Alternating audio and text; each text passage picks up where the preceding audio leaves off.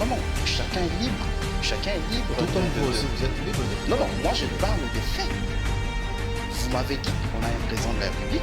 Moi je vous dis que quand un président de la République prend une ordonnance, cette ordonnance est obligatoirement exécutée.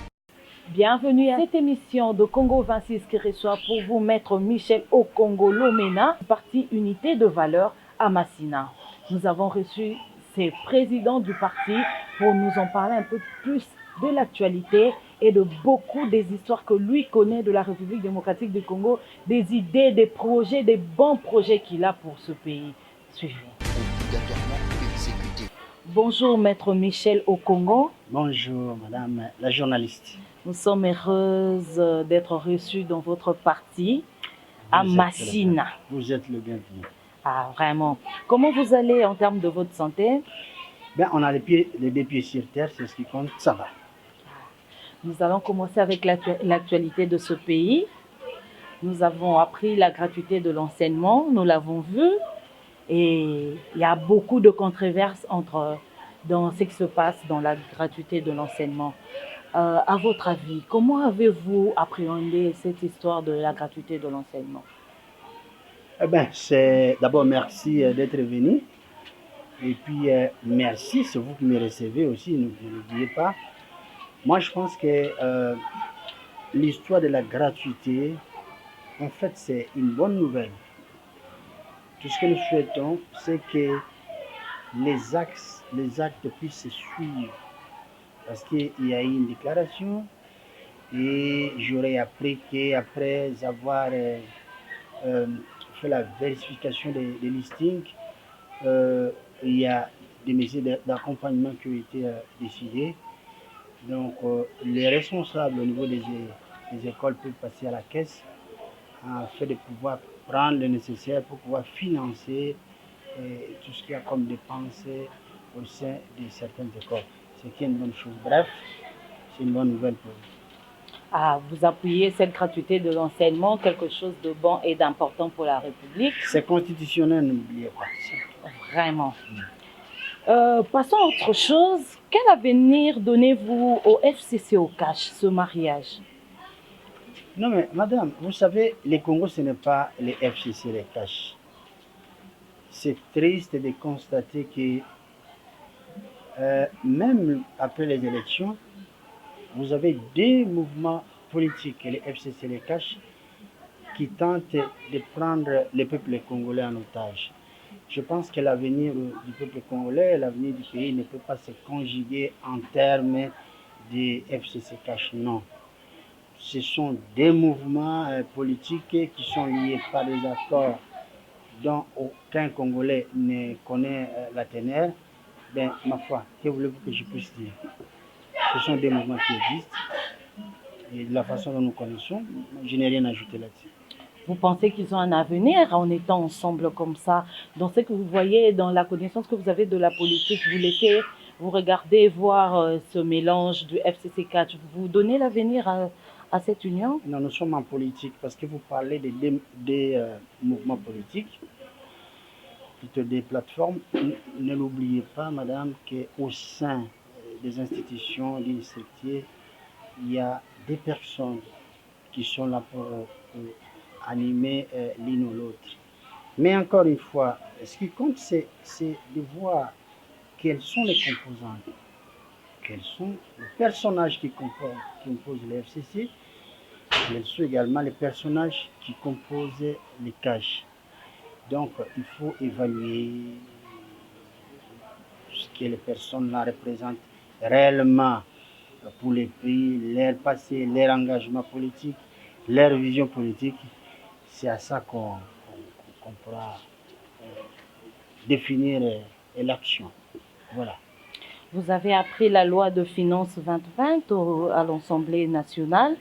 Qu'avez-vous à dire par rapport à la loi de finances 2020? Non, mais il y a à boire et à manger là-dessus. Donc, voyons l'applicabilité. Si nous allons voir ce qui est positif et comment aussi l'applicabilité sera faite. Et encore une fois, cette Assemblée nationale c'est une structure dont le peuple congolais ne fait pas confiance, de par sa composition, de par la façon dont cette Assemblée nationale a été confectionnée. Donc, vous voyez ce qui s'ensuit. Donc, nous allons... Voilà, N'est-ce pas que cette Assemblée nationale, c'est ce peuple congolais qui l'a voté, qui a voté tous ces députés mais qui ça, sont là, mais ça, ils ne font pas confiance aux personnes mais à qui ça, ils c'est ont. vous qui le dites. Je ne pense pas que ce soit l'avis du peuple congolais parce que, figurez-vous, je crois qu'on ne va pas continuer à revenir sur ce qui est passé, mais c'est important qu'on s'y arrête encore une fois. Nous connaissons dans quelles conditions les organisations et l'élection se sont déroulées. D'abord, avant les déroulements, c'était les préparatifs. Nous savons ce qui s'était passé. Et puis, nous savons comment ce pinzel a été composé. Quand je parle de pinzel, c'est l'Assemblée nationale et tout le reste. Donc, nous sommes dans une situation de confusion. Confusion dans la tête des gens, confusion dans la façon dont les choses se passent. C'est pourquoi je vous dis que ce n'est pas moi qui l'ai dit. Le peuple ne reconnaît pas la composition de cette Assemblée. Non seulement que le processus électoral était vicié, mais aussi parce que les résultats ont été trafiqués. Voilà, c'est ce que je peux vous dire. Ok, par rapport à la sortie de crise proposée par la MOUCA, 18 mois de réforme encore, Martin Fayulu ne tend pas la main au pouvoir, entrer encore dans la même marmite avec les personnes qu'on repousse. Comment voyez-vous cette sortie de crise? Parce qu'on appelle ça sortie de crise, on aide les Congolais à sortir d'une crise quelconque. Ça n'engage que la MOUCA. Je n'ai pas un avis à émettre là-dessus. Tout ce que je peux dire, c'est que en politique, d'abord, je ne vais pas répéter ici, la politique c'est un engagement. On prend un engagement, on s'engage en politique. On ne peut pas faire de la politique un métier. Donc, lorsqu'on s'engage en politique, on doit savoir assumer ses actions. Donc, Martin Fayulu, qui est un collègue, a un parcours. Il a aussi un engagement. Donc, tout ce qu'il fait, tout ce qu'il déclare, il doit l'assumer. Il n'est pas sa première déclaration. Donc, nous connaissons ce qui s'est passé avant, pendant et après les élections. Aujourd'hui, s'il en est là, donc c'est à lui d'emporter la responsabilité. S'il veut qu'il y ait, ce que j'aurais appris, il faut qu'il y ait transition patati, patata, et c'est à lui d'emporter la responsabilité. Ça n'appartient pas au peuple, c'est à lui seul, en tant qu'acteur politique, d'emporter la responsabilité. Ok, allons-y vite à la vie du parti. Comment se porte le parti Unité de Valeurs? Le parti Unité de Valeurs est dans un état d'esprit très combatif parce que nous estimons que le combat continue encore. Et le combat n'est pas terminé. Quand je dis combat, parce que le vrai combat chez nous, c'est quoi? Il faut lutter contre les vrais fléaux qui minent notre peuple. Ces fléaux, c'est les social, avec tout ce que cela implique. Il faut combattre l'ennemi. L'ennemi, il faut commencer par le Rwanda. Le vrai ennemi du peuple congolais, c'est le Rwanda, de Paul Kagame, qui ne veut pas que nous puissions avoir la paix. Heureusement qu'à l'Est, nous allons en parler. Les Congolais se sont levés. Donc, vous voyez, nous avons des impératifs. Et mon parti est très impliqué dans ce combat. C'est pourquoi je vous dis que nous sommes dans un état d'esprit très combatif, autant que le peuple congolais. Vraiment, nous vous félicitons parce que nous avons trouvé votre siège à Massina. Ce sont des rares des cas. Tous nous sommes sur l'avenue d'enseignement et aujourd'hui on vient à Massina dans un parti politique. Nous sommes avec le peuple. Vraiment, quelque chose de très intéressant. En parlant du Rwanda, nous avons vu une pétition circuler et vous en êtes l'initiateur d'un mur qui doit séparer la République démocratique du Congo et le Rwanda. Dites-nous un peu, quand vous avez dit ça, quand vous avez demandé une pétition, c'est comment? Vous avez des ingénieurs, vous êtes déjà allé là-bas, vous connaissez la distance, le prix de tout ce que ça va coûter. C'est quelle idée? C'est une proposition? Je ne sais pas. Si vous pouvez nous expliquer quelque chose. Je vais préciser une chose, vous avez parlé des murs de séparation. Non. Nous sommes panafricanistes. On ne peut pas séparer le peuple. Ok. Mais c'est plutôt un mur de sécurité Ok. entre la RDC et, c'est ce que nous envisageons, entre la RDC et le Rwanda, tel que cela existe entre les États-Unis et le Mexique, entre Israël et la Palestine, aussi dans d'autres pays. Ok. Nous avons trouvé la nécessité d'avoir ces murs-là. Pourquoi? En 1996, le Rwanda a ouvert une brèche dans notre pays depuis Ovira. Nous avons été agressés, croyant que c'était l'AFDEL qui venait parachever les combats que nous avions eu à mener politiquement. Eh bien, c'était autre chose. Et nous connaissons la suite. La suite, c'est quoi? C'est 12 millions de Congolais tués. La suite, c'est quoi? C'est des milliards de dollars en termes de pillage de nos richesses, de nos ressources. La suite, c'est quoi? C'est l'occupation du Rwanda, mais aussi la transplantation de la population rwandaise dans nos territoires. Voilà la suite, voilà la liste. Alors nous nous sommes dit, on a commencé par négocier, ça n'a pas marché. À un moment donné, on était tenté de prendre les armes comme les Rwandais l'ont fait, par personne interposée ou directement. Ça n'a pas non plus marché. Et puis on a essayé tout ce qu'il fallait faire, on a appelé certains pays à la médiation, ça n'a jamais réussi.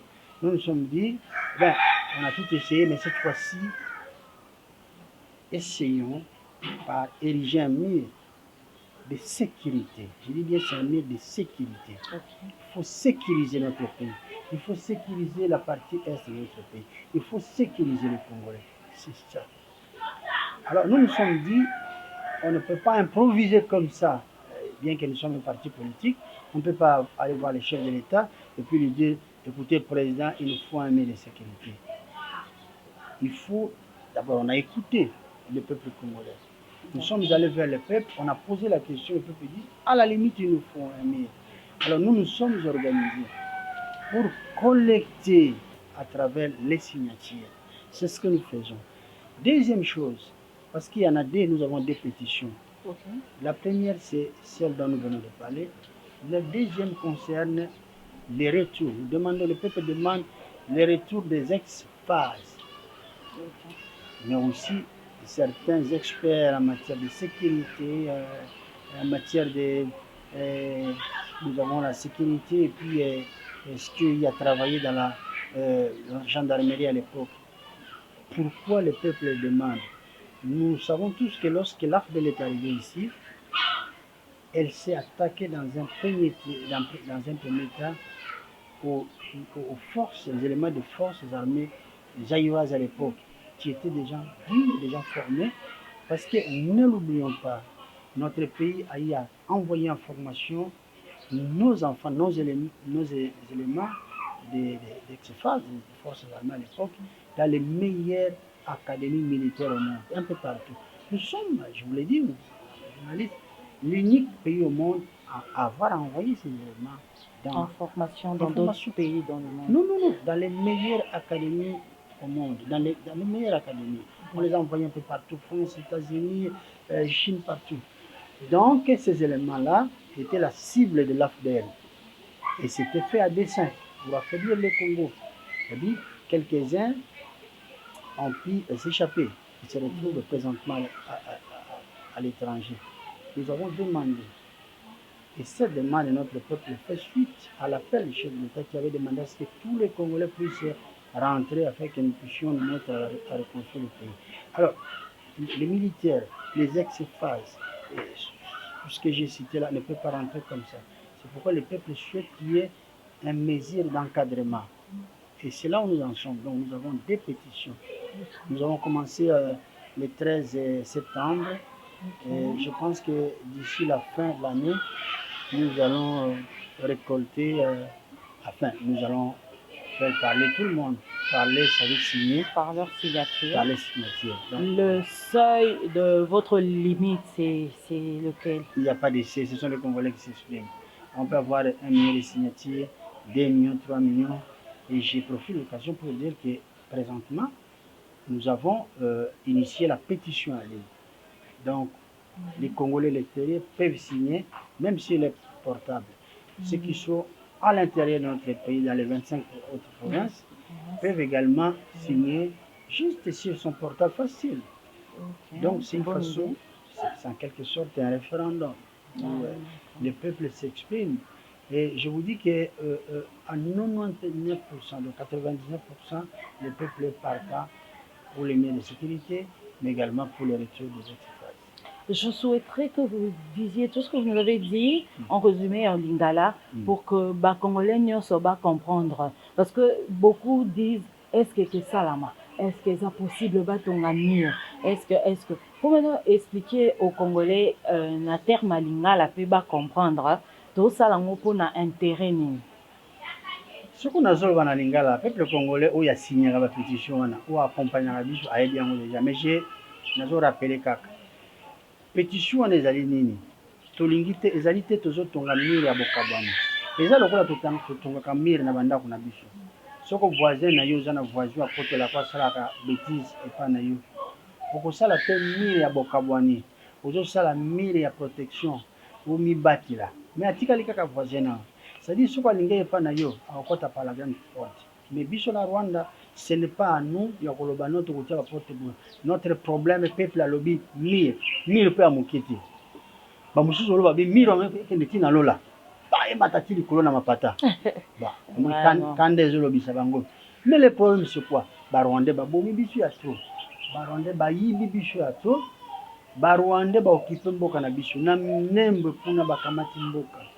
Alors ba sali bisu ezala zala na kati armée bango baza infiltré na kati armée. Donc, si on a une décision, bango ne va pas comme peuple congolais. Mais on te le dit non, peuple a lobby non. Les Camerounais c'est un bandé et na souka nango. To meki na négociation ma solo to yo kanité. Ba simi mando ki biso pe to simi mando ki to ko mona ki na mando ki pe to zo kufa kaka. To mbala oyo eti amini na séparation e kabola biso na batu wana baza na lolenge na bango.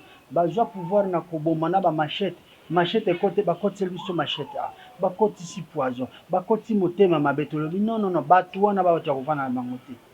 Tous on a plusieurs communautés mais kaka moko wana non même bible lobi soko bozo kana mutute kabana na yi biso lobi za côté na bango nde tina pétition bozo signer yango wana ya mi balé pétition wana toza ko senga na ba konzi mboka bandima ba ex-phase au bazalité ba soda piko lokola pe ba oza na kati ya armée na biso parce que armée na biso ezape na ba soda piko ba tikala tilo bazo bongela école na biso esengeli ba oyo bakenda oyo afdele bomanda ndambo tikali to bosa na teke bazali ba soda ya bwanya oyo l'état na biso etinda bango na ba classe mineno ba bengi ba académie militaire na mokili mobimba Allemagne, États-Unis, Chine wapi mboka moko ta tindaka ba soda na ndenge biso tinda te suko ke na France ya tindaka bobele na Allemagne na nini na suko ke na Congo Brazzaville ya tindaka bobele kaka na France bamboka ebele batindaka kote mo biso tindaki bango partout yango tozoloba bazonga baya kosunga ba oyo bazali awa po ete bopikiliki esangana ya bango na oyo ya biso po tolonga monguna.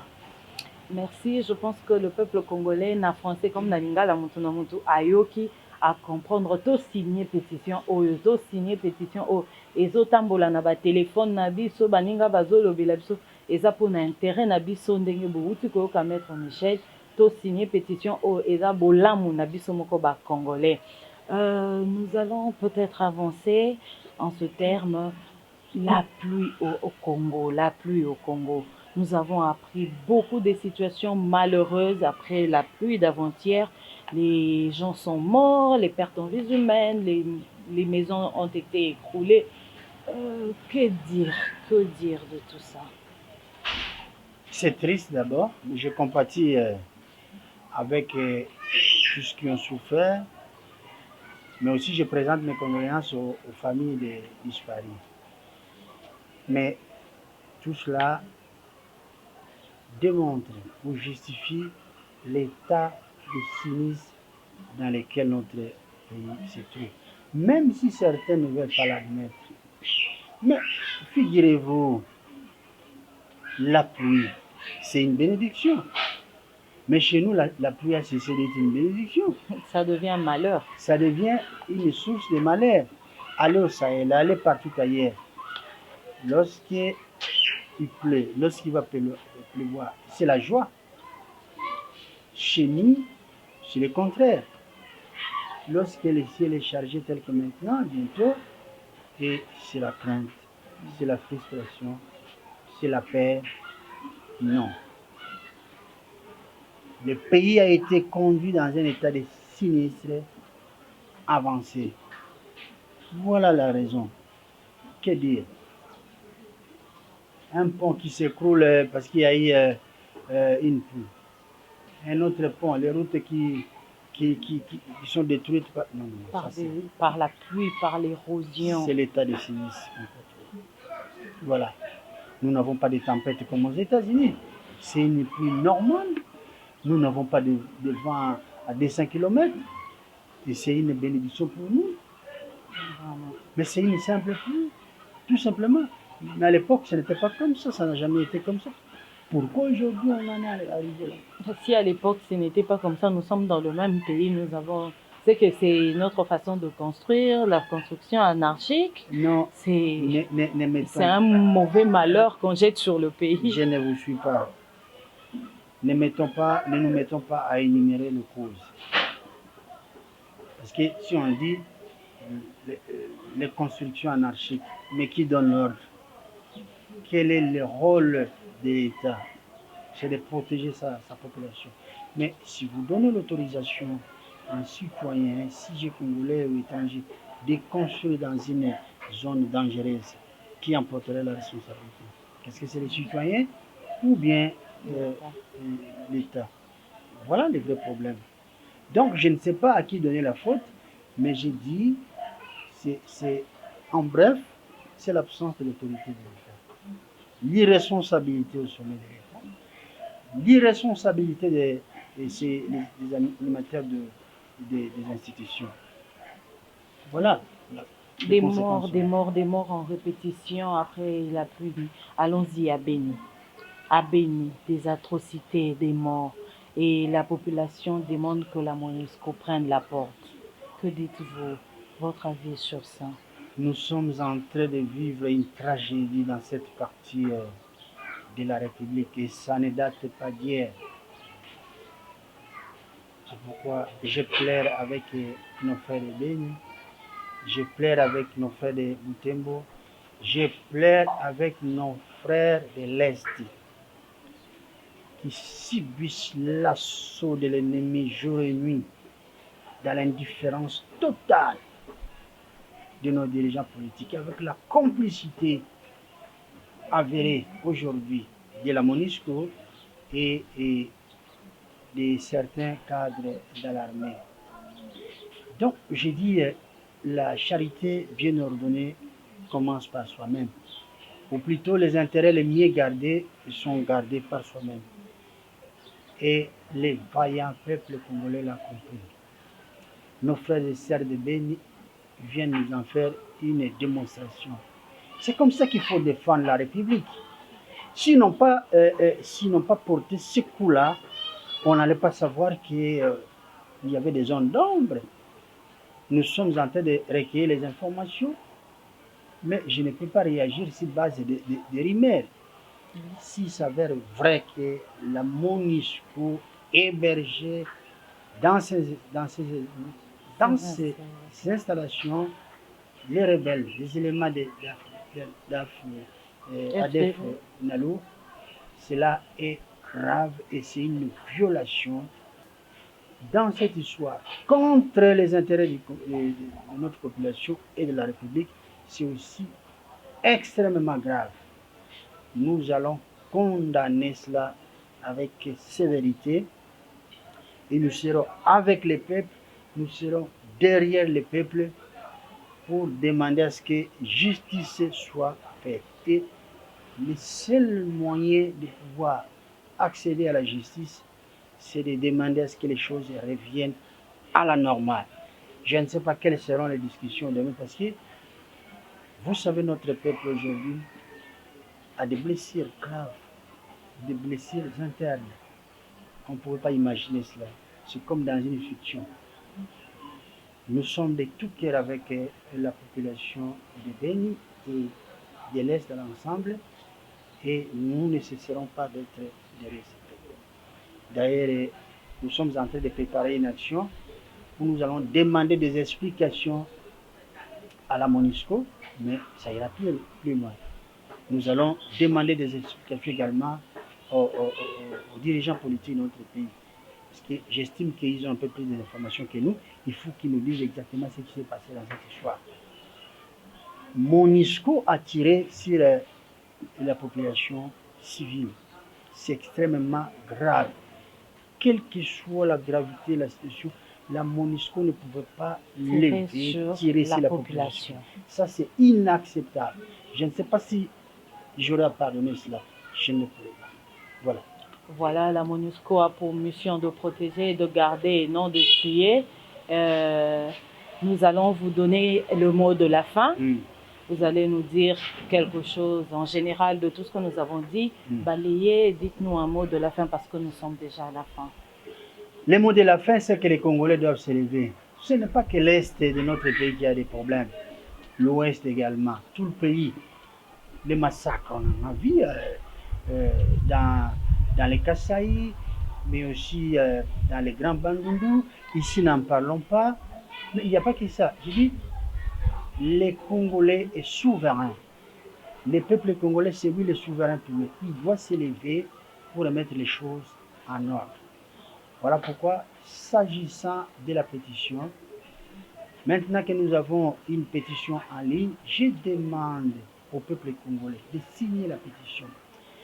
Pour pouvoir accéder à notre site, vous tapez www.unitédevaleurs.org. Je répète, www.unitédevaleurs.org.